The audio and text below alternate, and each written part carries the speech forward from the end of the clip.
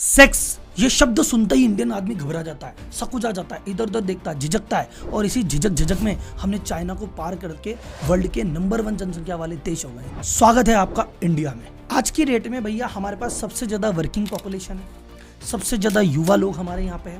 पूरे वर्ल्ड का एक बड़ी से बड़ी एजेंसी का मानना है कि आने वाले 25-50 साल भारत के हैं। भारत बहुत आगे बढ़ेगा, इकोनॉमी में 3rd नंबर पे आएगा, हो सकता है दूसरे पे आ जाए, क्या पता पहला भी टच कर जाए।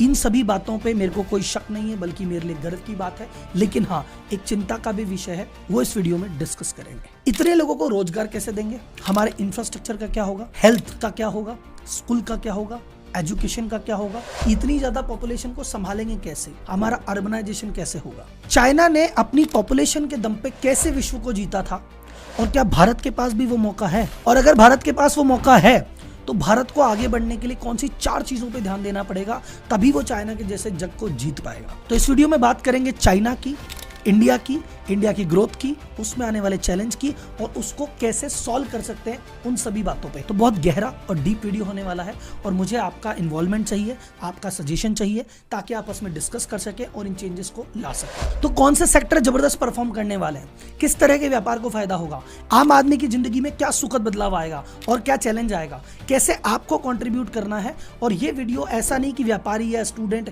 के लिए, हर एक भारतीय के लिए। तो जनता जनार्दन की जय बोल के करते हैं भारत के नंबर 1 पॉपुलेशन वाली कंट्री होने के इस फैक्ट का एनालिसिस। तो सबसे पहले बात करते हैं कैसे चाइना अपनी पॉपुलेशन के दम पे वर्ल्ड की दूसरी सबसे बड़ी इकोनॉमी बना। 1950 से जनसंख्या का आंकड़े रखने की शुरुआत हुई है, और तब से लेके अब तक चाइना नंबर 1 है। पहली बार ऐसा इंसिडेंस है कि चाइना नंबर 1 से सरका है। और ये तो काउंटिंग की बात है कि जब से काउंट चालू हुआ है, ऐसा माना जाता है पिछले 200 साल से चाइना ही वर्ल्ड का नंबर 1 पॉपुलेशन वाला देश है। ज्यादा लोग होंगे तो ज्यादा वर्कफोर्स होगी, तो ज्यादा कंजम्पशन होगा, तो ज्यादा ग्रोथ होगी, ऐसा सब मानते हैं। लेकिन ग्रोथ नंबर से नहीं आती, क्वांटिटी से नहीं आती, क्वालिटी से आती है। ज्यादा लोग होने से कुछ नहीं होता, ज्यादा लोगों के काम करने से होता है। इससे फर्क पड़ता है कि आपके पास युवा कितने हैं, आपके पास काम करने वाले लोग कितने हैं, और सबसे इंपॉर्टेंट, इनमें से कितने लोग काम कर रहे हैं। चाइना की ग्रोथ की शुरुआत हुई 1976 में, जब चाइना में लिबरलाइजेशन हुआ। कम्युनिस्ट कंट्री थी, लेकिन उद्योग धंधे को वरीयता नहीं देते थे। 1976 में कहा नहीं यार भैया, इस चीज पे भी ध्यान देना है। तो 1976 से ये लोग चालू हुए। बहुत बड़ी पॉपुलेशन थी, बहुत ज्यादा वर्किंग पॉपुलेशन थी, और युवा लोग थे। तो इन्होंने डिसाइड किया क्या करें, तो इन्होंने एक चीज पकड़ ली, मैन्युफैक्चरिंग, कि भैया पूरे वर्ल्ड के लिए सामान बनाएंगे और बहुत सस्ती रेट पे बनाएंगे। और ऐसे करके अपनी यंग वर्किंग पॉपुलेशन के दम पे ये चाइना पूरे वर्ल्ड की फैक्ट्री बन गया। जब फैक्ट्री बना तो भैया जीडीपी बढ़ी, फाइनेंशियल ताकत बढ़ी, लोगों की पर कैपिटल इनकम बढ़ी, और एक आम चाइनीज व्यक्ति गरीबी रेखा से थोड़ा सा ऊपर आया और मध्यम वर्ग में हुआ, उसकी इनकम अच्छी हुई, वो खर्चे करने लगा, तो विकास और बढ़ा और जीडीपी और बढ़ी। तो राहुल जी, ऐसे तो चाइना ग्रोथ कर रहा है, आगे भी ग्रोथ कर देगा? नहीं साहब, चाइना के पास जो एडवांटेज था वो गया। जब चाइना ने चालू किया था, उसकी जो एवरेज एज थी वो थी 28 साल के आसपास। अब चाइना की एवरेज एज हो गई है 38 साल। चाइना की 14% जनसंख्या ऐसी है जिनकी उम्र 65 से ऊपर निकल गई। 20 करोड़ से ज्यादा लोग चाइना में ऐसे हैं जो भैया अब काम नहीं करते, पेंशन मांगते हैं। 1950 से जब से जनसंख्या की गणना चालू हुई थी, 1960 में एक बार इनकी जनसंख्या कम हुई थी, वहां पे बाढ़ वगैरह आ गई थी उस चक्कर में। उसके बाद पिछले साल जाके पहली बार चाइना की जनसंख्या गिरी है। तो चाइना की पहली बार गिरी है और आगे भी गिरती रहेगी। राहुल जी, ऐसे कैसे कह रहे हो गिरती रहेगी? क्योंकि भाई साहब, एक होती है फर्टिलिटी रेट, कि भैया आप एक व्यक्ति या एक महिला अपने जीवन भर में कितने बच्चों को जन्म दे सकती है। 2.1 इज द स्टैंडर्ड रेट, कि अगर 2.1 रेशियो है, इसका मतलब है कि जनसंख्या स्थिर रहेगी। इसको रिप्लेसमेंट रेट कहते हैं, कि अगर एक महिला 2 बच्चों को जन्म देगी तो इतने ही लोग एक्सपायर हो जाते हैं, इतने ही बच्चे पैदा हो जाते हैं, तो ओवरऑल किसी भी देश की जनसंख्या स्थिर रहेगी। अगर 2.1 से ज्यादा है तो जनसंख्या बढ़ती रहेगी, और 2.1 से कम है तो जनसंख्या घटती रहेगी। चाइना की है 1.18, यानी अब चाइना का ग्राफ ऐसे नहीं ऐसे है। एक अनुमान ये लगाया जा रहा है कि सन 2100, यानी आज के 73 साल बाद 2100 में हमारी जनसंख्या चाइना से डबल हो जाएगी। तो इसका मतलब क्या, चाइना का गेम ओवर? मैं ये नहीं कहूंगा गेम ओवर, पर हाँ, वो जो ग्रोथ का दौड़ था, बम्पर दौड़, वो दौड़ खत्म। वो जो दौड़ चाइना ने लगाई थी, वो दौड़ अब इंडिया लगाएगा। कैसे, उसके डेटा सुनो। चाइना लिबरलाइज हुआ 1976 में, हम हुए 1991 में। हम 15 साल इनसे डिले हैं, ठीक? यानी आज हम जहां खड़े हैं, चाइना 15 साल पहले खड़ा था। तो 2008 में चाइना की जो जीडीपी थी वो थी 4.5, 4.5 ट्रिलियन। हमारी आज है 3.5 ट्रिलियन। तो चाइना 4.5 से 15 साल में हो गया 18 ट्रिलियन। तो अगर इसी रेट को हम लें तो हम भी जा सकते हैं 14 ट्रिलियन अगले 15 साल में, जो कि बहुत बड़ी बात है। चाइना की उस समय एज थी 28 साल, हमारी भी एज है 28 साल। चाइना के पास थी वर्किंग पॉपुलेशन मैक्सिमम, हमारे पास भी है वर्किंग पॉपुलेशन मैक्सिमम। तो जो चाइना के सारे प्लस थे वो सारे प्लस हमारे पास भी खड़े हैं। तो जैसे चाइना ग्रोथ किया वैसे ग्रोथ हम भी कर सकते हैं। वीडियो में आगे बढ़ने से पहले बात करते हैं एक जबरदस्त ऐप की जो फ्री भी है, फन भी है और फैंटास्टिक भी है। ऐप का नाम है ड्यूलिंगो। इंडिया में सिर्फ 10% लोग हैं जो इंग्लिश बोल पाते हैं और उनमें से भी सिर्फ 2-3% ही लोग ऐसे हैं जो कि फ्लुएंट इंग्लिश बोल सकते हैं। हो सकता है ड्यूलिंगो जो कि फ्री भी है और लैंग्वेज लर्निंग ऐप है इस परसेंटेज को बढ़ाने में मदद कर दे। ड्यूलिंगो एक ऐसा ऐप है जो आपको भाषा सीखने में मदद करता है और ये इस मामले में वर्ल्ड में सबसे ज्यादा पॉपुलर है। इसके 10 करोड़ से ज्यादा डाउनलोड है और 8.5 लाख से ज्यादा लोगों ने इसको 4.5 रेटिंग दी है। ड्यूलिंगो ऐप में आप सिर्फ हिंदी या इंग्लिश नहीं 40 से ज्यादा भाषा, जर्मन, अरेबिक, जापानीज कुछ भी सीख सकते हैं। इसकी सबसे बड़ी ब्यूटी क्या है, ये सीरियस तरीके से नहीं, एकदम फन के रूप में। यहाँ पे एकदम म्यूजिक आ रहा है, बोल के सीखने को मिल रहा है, लिख के सीखने को मिल रहा है, राइटिंग में सीखने को मिल रहा है। अलग अलग तरीके से आपको सिखाने का प्रयास करता है फन वे में। सबसे इंपॉर्टेंट चीज है हैबिट बिल्डिंग। लैंग्वेज सीखनी है तो भैया हैबिट जरूरी है। आज सीखा कल नहीं किया तो भूल जाएंगे। यह ऐप रिमाइंडर देता है कि भैया आज भूल गए, 3 मिनट 5 मिनट डेली बातचीत करते हैं तो अपने आप आपका कॉन्फिडेंस भी अप रहता है और आप इस चीज़ों को सीखते जाते हैं। और इसमें अलग अलग लेवल है। आपको बिल्कुल नहीं जापानीज मुझे बिल्कुल नहीं आती, मैं बेसिक लेवल से चालू करूंगा, थोड़ा थोड़ा सिखाएंगे, फिर नेक्स्ट लेवल, फिर उसके नेक्स्ट लेवल।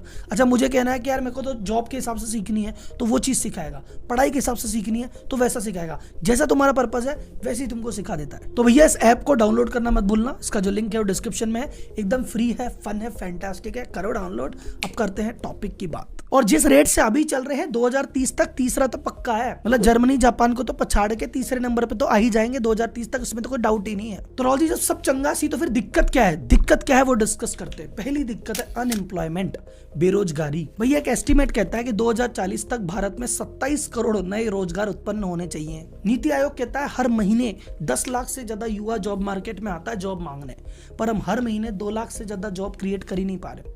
तो 8 लाख तो वैसे ही बेरोजगार है, तो साल में 1 करोड़ लोग तो वैसे ही बेरोजगारी की काउंटिंग में इकट्ठे होते जा रहे हैं और ये फिगर आगे जाके बढ़ेगा ही बढ़ेगा। तो कुछ लोग अंडर एम्प्लॉयड हैं जिनको 40,000 मिलने चाहिए, 25,000 में कहीं जीवन काट रहे हैं। जिनको 25 मिलना चाहिए वो 12-13 में लगे हुए हैं।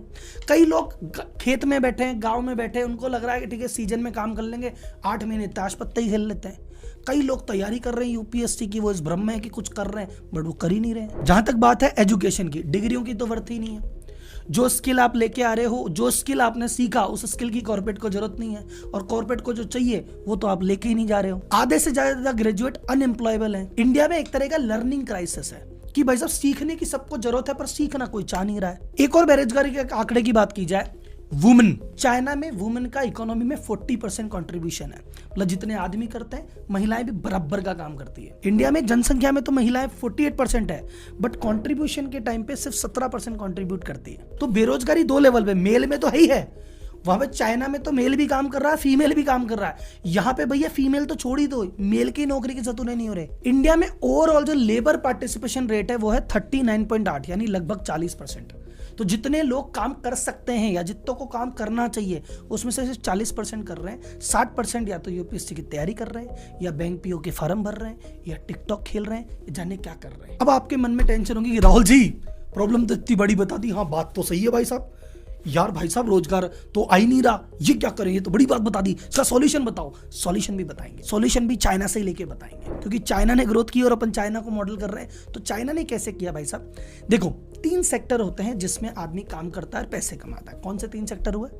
एक हुआ आपका एग्रीकल्चर, किसानी, या हुआ मैन्युफैक्चरिंग, या हुआ सर्विस। तो 40 साल पहले देखा जाए तो इंडिया और चाइना बराबर थे। इन दोनों का मेजर जो पोर्शन था, मेजर जो इनकम थी वो कृषि से थी। भारत भी कृषि प्रधान देश है, चाइना भी कृषि प्रधान देश था। लेकिन चाइना ने कहा कृषि में यार भाई साहब लेनी देनी नहीं है, बहुत सारे लोग लग जाते हैं पर रिजल्ट नहीं आता, आउटपुट चाहिए तो कुछ करना पड़ेगा। वो सारे मूव हो गए मैन्युफैक्चरिंग पे और पूरे वर्ल्ड को बोला कि यार हम बनाते हैं तुम्हारे लिए सस्ते से सस्ता। तो एग्रीकल्चर में कंट्रीब्यूशन कम किया, मैन्युफैक्चरिंग बढ़ गए, वर्ल्ड की फैक्ट्री बनी, इस चक्कर में इतने लोगों को रोजगार भी मिल गया। अब इंडिया में क्या हुआ, मैन्युफैक्चरिंग पे बहुत ज्यादा काम ही नहीं हुआ। हमारे जो बहुत सारे ऐसे लोग हैं जो पहले भी एग्रीकल्चर में थे, आज भी एग्रीकल्चर में हैं, वो भाई साहब मैन्युफैक्चरिंग की तरफ आना ही नहीं चाहते। आना भी चाहें तो मैन्युफैक्चरिंग में ज़्यादा ऑप्शन ही नहीं है। और इंडिया ने जो ग्रोथ का रास्ता चुना वो मैन्युफैक्चरिंग नहीं चुना। इंडिया की ने ग्रोथ का रास्ता चुना सर्विस सेक्टर। सर्विस सेक्टर में ग्रोथ होती है पर एम्प्लॉयमेंट जनरेट नहीं होता। आप एग्जाम्पल से समझो, 1000 आदमी कृषि में अगर काम कर रहे हैं तो जाके मान लो 1000 करोड़ का टर्नओवर हो रहा है। उसी 1000 करोड़ के टर्नओवर को अगर फैक्ट्री से अचीव किया जाए 300 लेबर मिलके कर देगी। पर वही 1000 करोड़ के टर्नओवर के लिए 100 आदमी लैपटॉप लेके बैठते हैं, वो भी 1000 करोड़ टच कर देते हैं। तो जीडीपी में तो तीनों का कंट्रीब्यूशन बराबर है, लेकिन लेबर का ऑब्जर्वेशन कृषि में ज्यादा था, फैक्ट्री में थोड़ा कम था, सर्विस में तो था ही नहीं। तो हमारी कृषि में ज्यादा स्कोप बचा नहीं है, क्योंकि वहां तो जैसे जैसे टेक्नोलॉजी आ रही है, ट्रैक्टर डेवलप हो रहे हैं, दुनिया भर की टेक्निक आ रही है, तो वहां तो जरूरत वैसे भी कम पड़ रही है। वहां तो टेक्नोलॉजी आ गई। पहले 10 आदमी जहां लगते थे वहां 4 ही काम कर लेते हैं, तो 6 आदमी तो वहां बेरोजगार हो गए। मैन्युफैक्चरिंग उनको ले नहीं रही और सर्विस में जरूरत नहीं है। तो इसका क्या मतलब है कि इंडिया पिछले 2 साल में इकोनॉमी डबल कर दी पर बहुत ज्यादा जॉब ही जनरेट नहीं कर पाए। हम यहाँ से 4 गुने भी हो जाएंगे पर हो सकता है बहुत ज्यादा जॉब जनरेट ना कर पाए। क्यों? क्योंकि सर्विस में इतनी जरूरत ही नहीं होती। आदमी लैपटॉप लेके बैठता है, 20 आदमी काम कर देता है। चाइना के मैन्युफैक्चरिंग का जीडीपी में योगदान है 25%, इंडिया का है मात्र 14%। तो इसका सॉल्यूशन क्या है?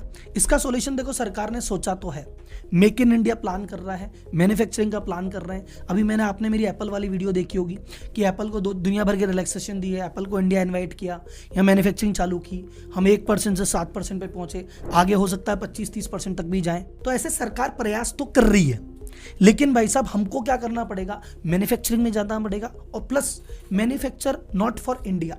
आप सोचो मैंने इंडिया की मैं एक फैक्ट्री डाल दी और इंडिया वालों का भला कर दिया, नहीं भाई साहब, you have to manufacture for the world. China की कितनी ही बड़ी पॉपुलेशन हो, अगर वो खुद बनाएंगे तो ऐसा मान लो सर, मान लो 1 करोड़ फैक्ट्री या 50 लाख फैक्ट्री बनाई, पूरे चाइना को तो काम निकल जाएगा।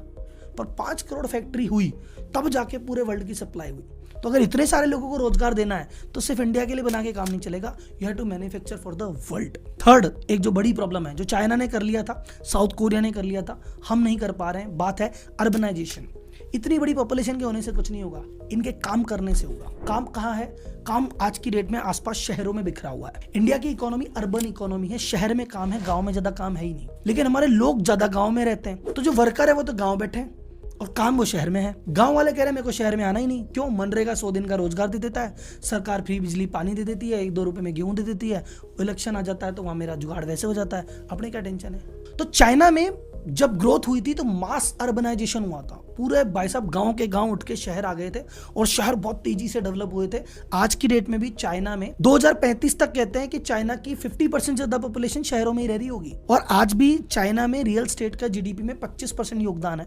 और अब आसपास देखोगे पिछले 10 साल में जैसे जैसे इंडिया बढ़ा है, बड़े शहरों का रियल स्टेट मार्केट कितनी तेजी से बढ़ा है। पर इंडिया में सिर्फ बड़े शहरों में हो रहा है, ये चीजें बन रही है पर गांव के लोग आ ही नहीं रहे। तो या तो भाई साहब गांव में एक वाइब्रेंट एनवायरनमेंट करना पड़ेगा, गांव में फैक्ट्रियां लगाओ, गांव में स्टार्टअप करो, गांव में एसएमई लगाओ, नहीं तो गांव वालों को भैया यहाँ लेके आओ, नहीं तो पार तो नहीं पड़ेगी। अब हर चीजें एक दूसरे से जुड़ी है। अगर एम्प्लॉयमेंट देना है तो मैन्युफैक्चरिंग करनी पड़ेगी, मैन्युफैक्चरिंग करनी है तो भाई साहब उनको अर्बनाइजेशन करना पड़ेगा, और अर्बनाइजेशन होगा तो आपको इंफ्रास्ट्रक्चर पे काम करना पड़ेगा। साउथ कोरिया और चाइना ने पिछले 4 साल में खुद के अर्बन डेवलपमेंट को 4 गुना कर लिया। तभी जाके जब इतने सारे लोग गांव से शहर आए, उनको सबको एडजस्ट कर लिया, कोई टेंशन ही नहीं आई, ना ट्रैफिक की ना किसी चीज की, सब व्यवस्था थी। इंडिया में ऐसी व्यवस्था नहीं अभी तक।